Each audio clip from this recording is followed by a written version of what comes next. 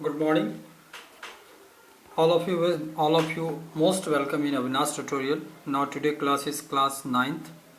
Class 9th का जो पहला चैप्टर है भौतिकी का गति, इस चैप्टर के कुछ पार्ट रह गए थे, चीज़ों को हमने अगेन इसमें स्टार्ट किया हुआ है। तो गति में अभी हम लोग आ रहे हैं समीकरण प्रूफ करने के लिए। गति में 3 समीकरण होते हैं, जिसमें कि पहला समीकरण ये है। इसी तरह से दूसरा और तीसरा तीनों समीकरण प्रूफ करेंगे। तो पहले समीकरण को कहते हैं वेग समय समीकरण। जो पहला समीकरण होता है, इस समय समीकरण को कहते हैं वेग समय समीकरण, और वो समीकरण होता है v = u + at। तो इसको प्रूफ करने का प्रॉपर्टीज क्या है, इसको प्रूफ कैसे करते हैं? तो इसके लिए क्या होता है कि पहले हमें चीज़ों को मानना पड़ता है कि एक सरल रेखा में एक समान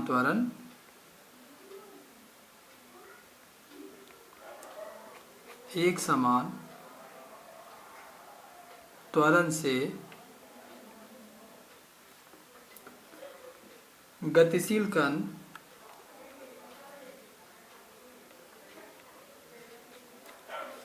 आपका गतिशील कण का त्वरण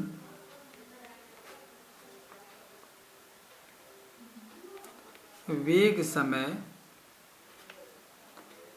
ग्राफ, जो वेग समय का जो ग्राफ होता है, उस वेग समय ग्राफ की जो ढाल होता है की ढाल से प्राप्त होता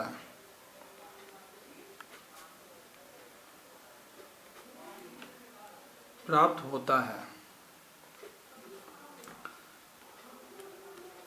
अतः अगर हम इस चीज़ को थोड़ा सा ग्राफ में दिखाना चाहें कि हाँ इसका ग्राफ हम लोग कैसे कर सकते हैं, क्योंकि इस तरह के फिगर में आपको ग्राफ ही दिखाना रहता है। अगर ग्राफ नहीं दिखाएंगे तो वो टोटल आपका प्रूफ नहीं माना जाता है। तो एक रफली थोड़ा सा ग्राफ हम यहाँ पर बना लेते हैं कि अगर हमने इसको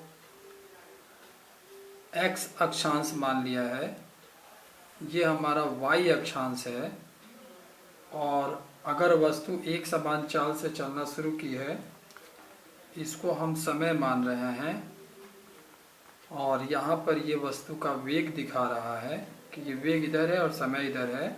तो वस्तु अगर एक समान है तो एक समान त्वरण का ग्राफ बिल्कुल ऐसे होता है। ये एक समान त्वरण का ग्राफ है।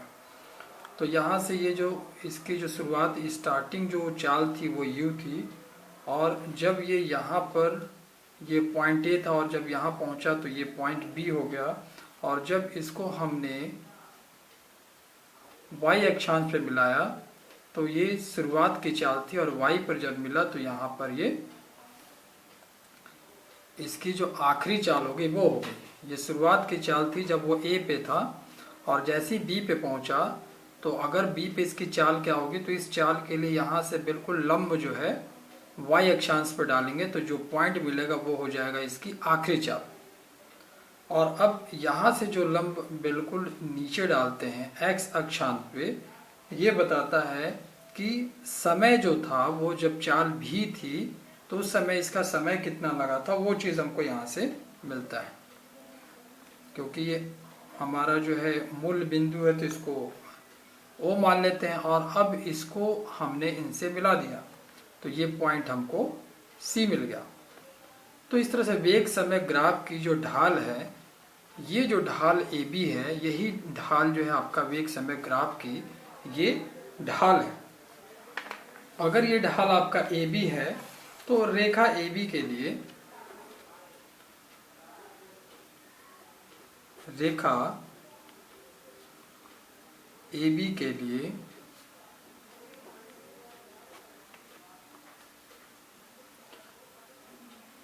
जो ढाल है, इस ढाल को, ये ढाल है, इस ढाल को आप लिख सकते हैं BC/AC। ये ढाल हो जाता है BC/AC। अब जो ढाल जो होता है, वेग समय ग्राफ का जो ढाल होता है, ये ढाल आपका त्वरण बताता है। वेग समय ग्राफ का जो ढाल है, ये ढाल त्वरण बताता है। इसका मतलब ये हो जाता आपका त्वरण। तो A इजकल टू, क्योंकि त्वरण को हम लोग A से दिखाते हैं, BC बटा AC हो जाता है। अब फिर आते हैं A इजकल टू, आपका ये जो BC है इसको आप लिख सकते हैं BE माइनस CE। फिर आपको बता रहे हैं BC की जगह पे आप लिख सकते हैं BE में से अगर हम CE घटा दें तो आपको BC मिल जाएगा। वही BC की जगह पे हम लिख रहे हैं, BC की जगह पे लिख रहे हैं BE माइनस CE, और इसको भाग दे रहे हैं हम नीचे आपका AC से। अब आपका जो BC है, जो आपका BE है, BE और आपका ये वाला पॉइंट, वो दोनों क्या है, सेम है।